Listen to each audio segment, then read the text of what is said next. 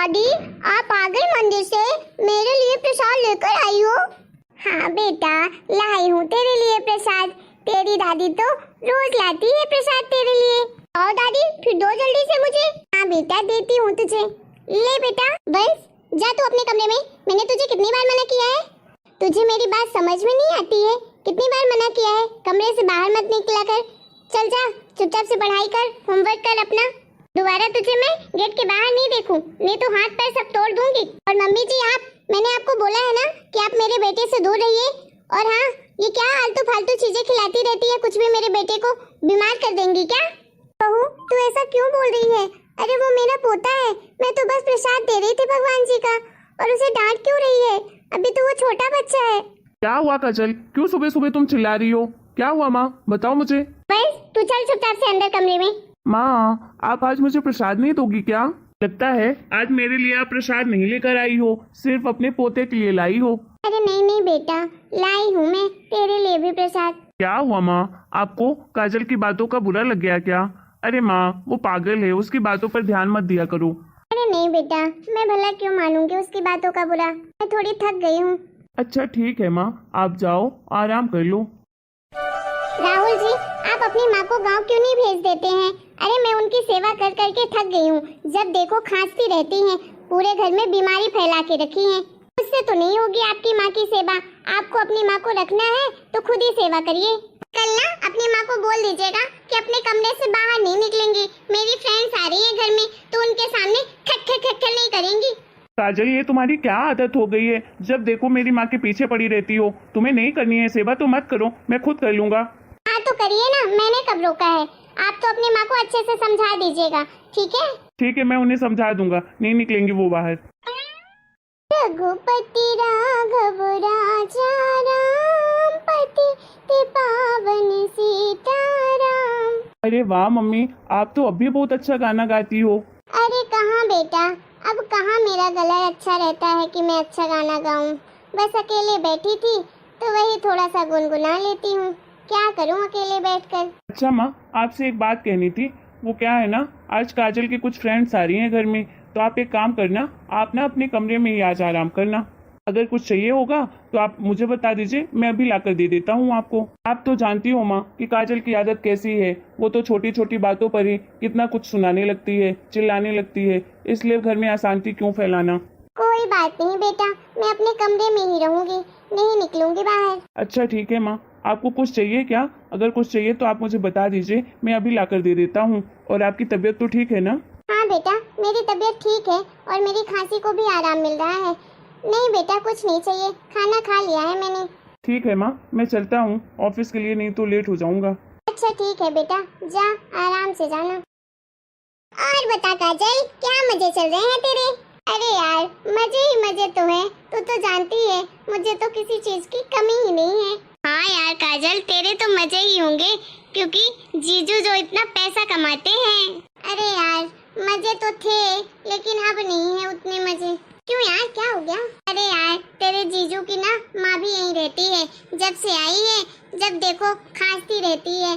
कभी बुखार आएगा, कभी खांसी, सर्दी, जुकाम, जब देखो बीमारी पड़ी रहती है।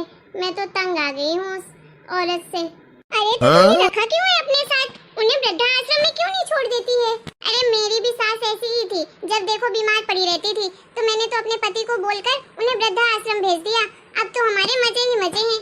क्या सच कह रही है तू?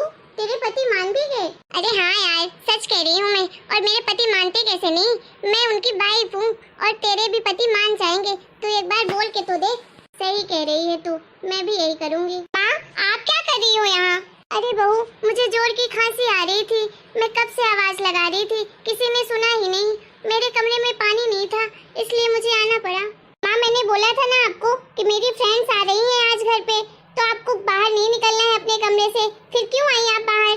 अरे बहू, बहुत जोरों की प्यास लग रही थी मुझे, इसलिए मुझे आना पड़ा बाहर, नहीं तो मैं नहीं आती। चलिए जाइए अपने कमरे में, मैं अभी लाती हूँ आपको पानी। यही तेरी सास है? अरे कितनी ओल्ड है, कैसे तो कपड़े पहने हैं इन्होंने। अरे इन्हें तो वृद्धाश्रम में ही छोड़ दे। तू कैसे रह लेती है इनके साथ एक घर में? हाँ यार, क्या करूँ, मजबूरी है मेरी। चलो यार, अब हम चलते हैं, बहुत टाइम हो गया है। नेक्स्ट टाइम ना मेरे घर में किटी पार्टी होगी, तुम जरूर आना काजल। हाँ श्रेया, बिल्कुल आऊंगी। क्या काजल, चले गए तुम्हारी फ्रेंड्स? राहुल, मैंने तुमको कहा था ना कि अपनी माँ को बोल देना कमरे से बाहर नहीं निकलेगी, तो फिर क्यों आई वो बाहर? अरे वो मेरी बेइज्जती कराने में क्यों तुली हुई है? मेरे माँ के बाहर आने से तुम्हारी बेइज्जती हो गई? हाँ, मैंने तुमको कितनी बार समझाया है कि मेरी माँ के बारे में ऐसा मत बोला करो। इस औरत को कितना भी समझाओ समझ ही नहीं आता है। जब देखो बस छोटी छोटी बातों को लेकर लड़ती रहती है, अशांति फैला कर रखी है। जीना मुश्किल कर दिया है इस घर में मेरा। जीना तो मेरा मुश्किल हो गया है, वो भी आपकी माँ की वजह से। अरे माँ, क्या कर रही हो आप? आपकी तबीयत ठीक हुई कि नहीं?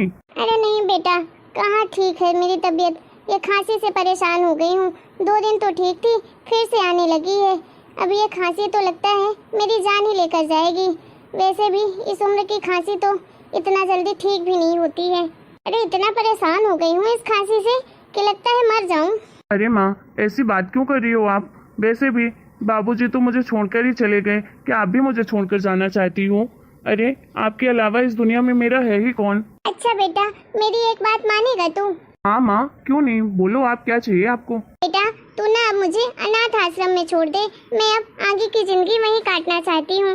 बेटा मेरी वजह से तुम दोनों के बीच में रोज झगड़े होते हैं, घर में कलेश होता है और इन सब का असर बच्चे पर पड़ता है। इससे अच्छा है तो मुझे वृद्धा आश्रम में ही छोड़ दे, मैं वहीं रह लूंगी। मैंने वैसे भी अपनी जिंदगी जी ली है, थोड़े बच्चे समय में वृद्धा आश्रम में बिता लूंगी। माँ, आप ये कैसी बातें कर रही हो? मैं आपको कहीं नहीं जाने दूंगा, और वृद्धा आश्रम तो बिल्कुल भी नहीं। क्यों जाना है आपको? आप अपने बेटे को छोड़कर क्यों जाओगी वहाँ? अरे बेटा, मैं तुझसे गुस्सा होकर नहीं जा रही हूँ, मैं अपने मन से जा रही हूँ। और वैसे भी मैं अब इस घर में नहीं रह सकती हूँ, मेरा मन उब गया है इस घर से। छोड़ दे बेटा मुझे वृद्धा आश्रम, मैं वहीं रहना चाहती हूँ। अब मन नहीं करता बेटा यहाँ रहने का। माँ, आप मुझसे गुस्सा हो क्या? आप माफ कर दो ना मुझे। मैं दोबारा से कोई ऐसी गलती नहीं करूँगा जिससे आपको ठेस पहुँचे। माँ, आप तो जानती हो ना कि आपके बिना मैं रह नहीं पाऊंगा, मर जाऊंगा माँ। अरे आपको मैं जानता हूँ बचपन से कि आपने मेरे लिए कितना कुछ किया है, मुझे कितना पढ़ाया लिखाया है, वो भी अकेले। बाबूजी के जाने के बाद आपने कितनी मेहनत की है मुझे इस काबिल बनाने के लिए, और आज आपको मेरी ज़रूरत है तो आप मुझसे दूर जाना चाहती हैं? क्या आप मुझसे सेवा नहीं करवाना चाहती हैं अपनी? मुझसे सेवा करने का हक तो मत छीनिए माँ, मैं आपको कहीं नहीं जाने दूंगा। अरे नहीं बेटा, मैं तुझसे गुस्सा नहीं हूँ, बस मुझे वृद्धा आश्रम छोड़ दे, तुम मिलने आ जाया करना वहाँ। अच्छा ठीक है माँ, अगर आपको जाना ही है तो आप साथ में मुझे भी लेकर जाओ वहीं, और मैं भी वहीं रहूंगा, क्योंकि मैं सिर्फ आपके साथ ही रहना चाहता हूँ। बेटा तू ये कैसी बातें कर रहा है? बहू है, बच्चे हैं, उनका ख्याल कौन रखेगा? माँ, आपकी बहू को ना मेरी जरूरत नहीं है और ना ही आपकी है। उसे तो बस पैसे चाहिए जो कि मैं उसे दे दिया करूँगा। मैं तो बस आपके साथ ही रहूंगा। राहुल जी, आप क्या सच में जा रहे हैं माँ को वृद्धा आश्रम छोड़ने? हाँ, मैं जा रहा हूँ वृद्धा आश्रम माँ को छोड़ने, और साथ में मैं भी वहीं रहूंगा माँ के साथ वृद्धा आश्रम में। तुम खुशियाँ मनाओ अकेले, अब तो खुश हो ना तुम, टेंशन मत लो तुम, पैसे मैं तुम्हें भेज दिया करूँगा। अरे पापा, आप बस क्यों जाओगे दादी के साथ? मैं भी तो जाऊंगा, मैंने भी अपना बैग पैक कर लिया है, मैं भी दादी के साथ ही रहूंगा, मम्मी के साथ नहीं रहूंगा मैं। राहुल आप पागल हो गए हो क्या? आप क्यों जा रहे हो वृद्धा आश्रम इनके साथ? बस तू क्यों जा रहा है पापा के साथ? तू यहीं रहेगा ना, क्योंकि तुझे स्कूल भी तो जाना है, पढ़ाई भी करनी है। अरे मम्मी, मैं क्या करूँगा पढ़ लिख कर? मैं तो दादी के साथ ही जाऊंगा। अब वैसे भी मैं अगर पढ़ लिख कर डॉक्टर, इंजीनियर या कुछ भी और बन जाऊंगा तो क्या होगा इससे? कल को मैं बड़ा हो जाऊंगा और मेरी आप शादी कर दोगे, और मेरी कोई वाइफ इंजीनियर डॉक्टर वो भी होगी, क्योंकि मैं तो इंजीनियर डॉक्टर रहूंगा, तो पढ़ी लिखी ही वाइफ लाऊंगा ना। और वो आपको घर से बाहर निकाल देगी तो फिर क्या करोगी आप? अरे आप घर की हाउस वाइफ हो, फिर भी आप दादी को अपने साथ नहीं रखती हो, और मेरी वाइफ तो डॉक्टर रहेगी तो वो कैसे रखेगी आपको अपने साथ? रखेगी अपने साथ। बाद में मुझे भी अपनी वाइफ की वजह से आपको वृद्धाश्रम में रखना पड़ेगा, जो कि मैं नहीं कर सकता हूँ। आपको हर्ट तो मैं बिल्कुल नहीं कर सकता, इसलिए मैं पढ़ना ही नहीं चाहता हूँ। क्या ही कर लूँगा पढ़ लिख के? इससे अच्छा तो यही है ना मम्मी कि मैं पढ़ाई नहीं करूँ, और पढ़ाई नहीं करूँगा तो आगे चल के मैं शादी भी नहीं करूँगा, तो आपको किसी चीज़ की तकलीफ भी नहीं होगी, और आप अपने फ्रेंड के साथ आराम से किट्टी पार्टी कर सकती हैं, कोई आपको प्रॉब्लम नहीं होगी। वंश, माफ कर दे बेटा मुझे, मैंने तेरे दादी को इतना हर्ट किया, मैं दोबारा से कभी ऐसा नहीं करूँगी। आज तो तूने मेरी आंखें ही खोल दी। तू इतना छोटा है और इतनी बड़ी बड़ी बातें करता है, इतना समझदार हो गया है मेरा बेटा। मैं तेरी माँ होकर ये सब नहीं समझ पाई, और तू मेरा बेटा होकर मुझे इतना सब कुछ समझा दिया। माफ कर दीजिए माँ, मैंने आपके दिल को बहुत ठेस पहुँचाया है, बहुत तकलीफ दी है आपको, लेकिन आज के बाद मैं कभी ऐसा नहीं करूँगी।